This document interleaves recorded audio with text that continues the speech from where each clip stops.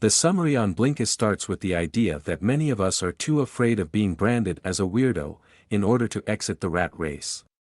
We let the two main emotions everyone has around money dominate our decisions, fear and greed.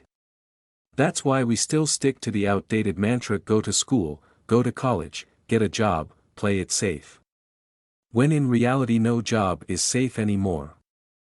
For example, when you get a raise at your job, a wise choice would be to invest the extra money. Put it into something that builds wealth like stocks or bonds, which has risk, but a lot of potential.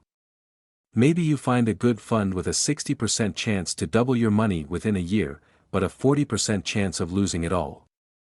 However, most likely your fear of losing the money altogether will keep you from doing so. But when your greed takes over, you might then spend the extra money on an improved lifestyle. You might buy a fancy new car, and the payments eat up the money, for instance. This way you're almost certain to lose 100%. This already gives you a glimpse of how important it is to educate yourself financially. Since we receive no financial education in school or college, sadly, this is entirely up to you. Look around and you'll see plenty of financially ignorant people in your own life. Just take a look at local politicians. Is their city in debt? Your mayor might be great, but unfortunately, he probably doesn't know how to deal with money. For the same reason 38% of Americans don't save anything for their retirement. The only way for you to counteract this is to start now.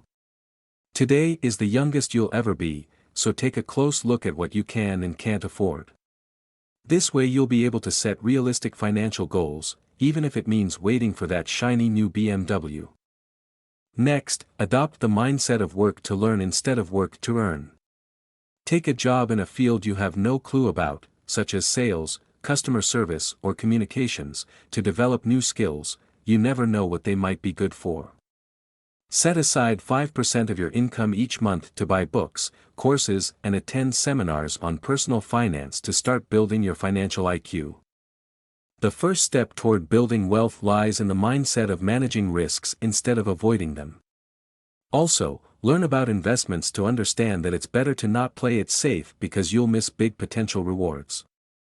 Don't start big, just set aside a small amount, like $1,000 or even $100, and invest it in stocks, bonds, or even tax-lien certificates.